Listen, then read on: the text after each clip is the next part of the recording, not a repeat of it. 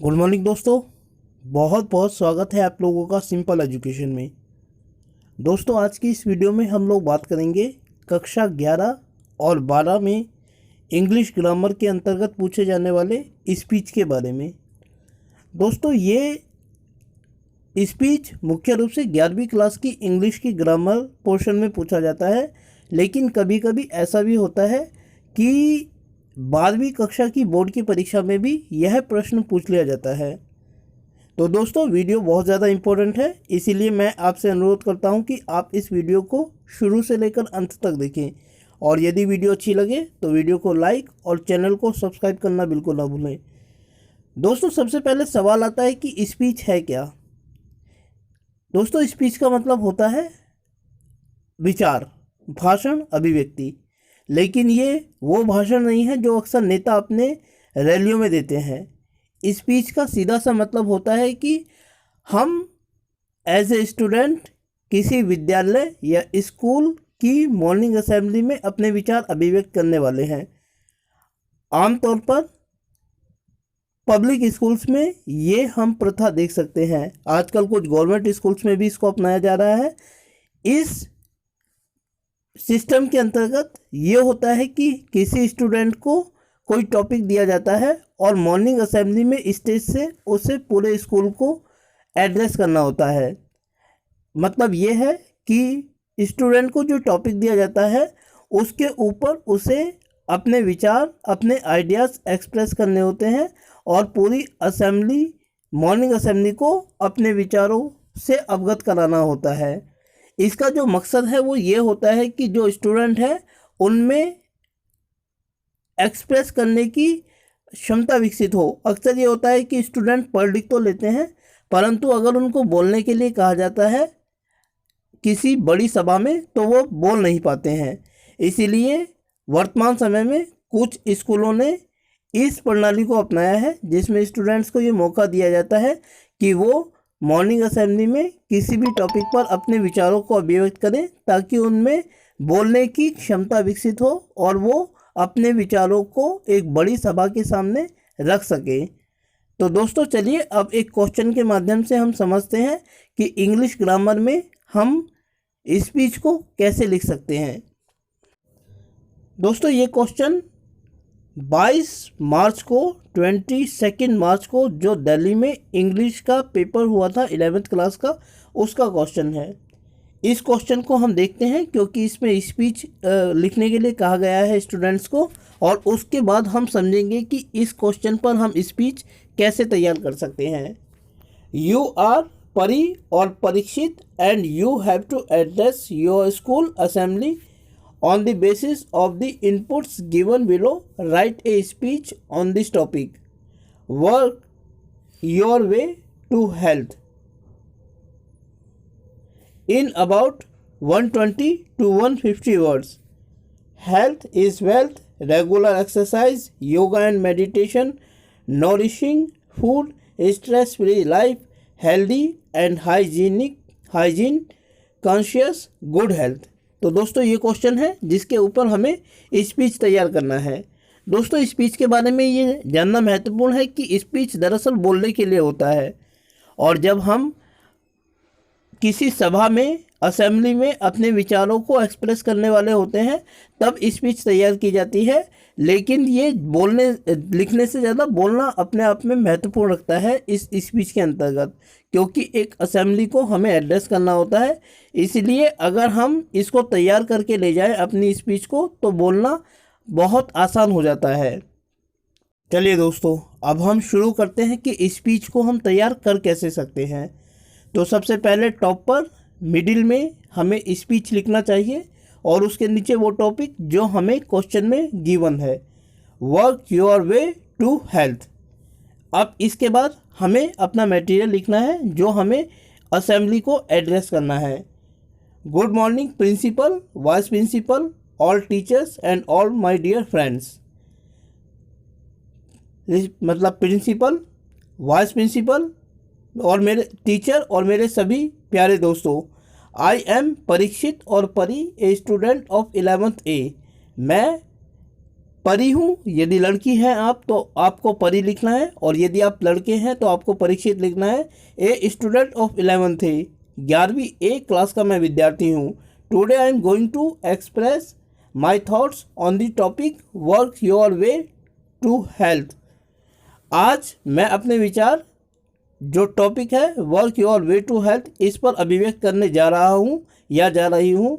Dear all, you know very well that human life is considered most precious life on this earth। आप सभी जानते हैं कि मानव जीवन को धरती पर सबसे महत्वपूर्ण जीवन माना जाता है। According to Indian scriptures, we get human life after spending our life in 84 lakh species। आप जानते हैं कि भारतीय धर्म ग्रंथों के अनुसार हम 84 लाख योनियों में जन्म बिताने के बाद या जन्म के बाद मानव जीवन प्राप्त करते हैं।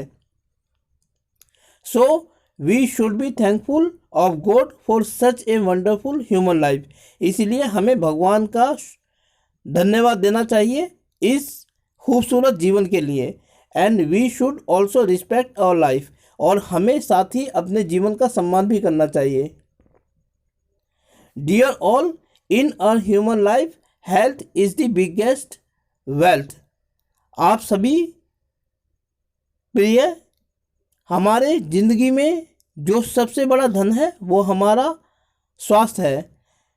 Being physically and mentally healthy is the biggest gift, because if we are physically and mentally fit then we can easily face any typical situation.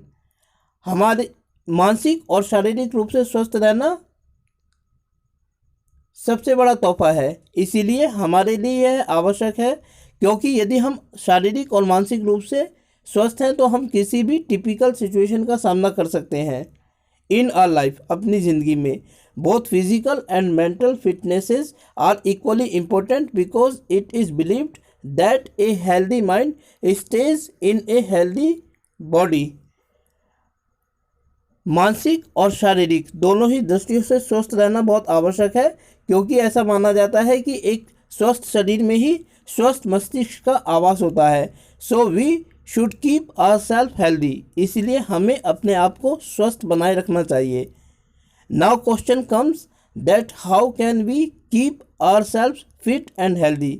अब सवाल ये आता है कि हम अपने आप को फिट और हेल्दी किस प्रकार बनाए रख सकते हैं। In this regard I would like to say that, इस संबंध में मैं यह कहना चाहूँगा कि though there are many ways to keep our self fit, यद्यपि ऐसे अनेक तरीके हैं जिनके द्वारा हम अपने आप को फिट रख सकते हैं एंड हेल्दी, और स्वस्थ रख सकते हैं। But yoga is one of the most important way by which we can keep our self fit and healthy. लेकिन योगा उन सबसे महत्वपूर्ण तरीकों में से एक है जिसका इस्तेमाल हम लोग अपने आप को फिट और स्वस्थ रखने के लिए कर सकते हैं। Yoga is a way in which makes us internally fit and strong. Yoga एक ऐसा तरीका है जिसके द्वारा हम अपने आप को इंटरनली अर्थात आंतरिक तौर पर फिट और मजबूत बनाए रख सकते हैं, so that we can easily face any disease, mental challenge and so on, ताकि हम किसी भी बीमारी का, मानसिक तनाव का सामना कर सकें। दो yoga is a long term exercise but it effects for a long period of time. यद्यपि योगा अपने आप में एक अधिक समय लेने वाली गतिविधि है, परंतु फिर भी यह लंबे समय तक अपने प्रभाव को बनाए रखती है। It does not demand expenses, ये किसी प्रकार के खर्चे की मांग नहीं करती, but it demands regularity, punctuality and dedication. जिस चीज़ की ये योगा मांग करती है वो है रेगुलरिटी अर्थात नियमितता, पंक्चुअलिटी और साथ ही डेडिकेशन अर्थात समर्पण। So today all we take an oath collectively, इसलिए आज हम सब लोग सामूहिक रूप से एक कसम लेते हैं that all we shall do regularly yoga, कि हम सभी नियमित रूप से योगा करेंगे एंड डिफीट ऑल डिसीजेज, और सभी बीमारियों को हराएंगे, इंक्लूडिंग कोविड-19, जिनमें कोरोना वायरस भी शामिल है। Thank you. और अंत में धन्यवाद। तो दोस्तों, ये तरीका है जिसके द्वारा हम लोग एक गिवन टॉपिक के ऊपर अपनी स्पीच तैयार कर सकते हैं। नोटिस, एडवर्टाइजमेंट की तरह हमें इसे बॉक्स में बंद नहीं करना होता है, बल्कि इसको गुड मॉर्निंग से शुरू कर थैंक यू पर ख़त्म कर देना होता है। और ये एज ए स्टूडेंट और as a speaker from the stage of a school हमें अपने विचारों को अभिव्यक्त करना होता है, पूरी असेंबली को एड्रेस करना होता है। तो दोस्तों, ये थी आज की इंग्लिश ग्रामर की स्पीच। उम्मीद करता हूँ कि आपको यह वीडियो अच्छी लगी होगी, और साथ ही आपसे अनुरोध करता हूँ कि यदि वीडियो अच्छी लगी तो वीडियो को लाइक और चैनल को सब्सक्राइब करना बिल्कुल ना भूलें। इसके अलावा इस वीडियो के नोट्स को आप डिस्क्रिप्शन बॉक्स से डाउनलोड करना बिल्कुल ना भूलें, ताकि आप जब चाहें जैसे चाहें इन नोट्स को पढ़कर स्पीच लिखना सीख सकें। तो दोस्तों, आगे आने वाली वीडियोस को देखने के लिए जुड़े रहें मेरे साथ मेरे इस यूट्यूब चैनल पर, जिसका नाम है सिंपल एजुकेशन। वीडियो को देखने के लिए आपका तहे दिल से धन्यवाद।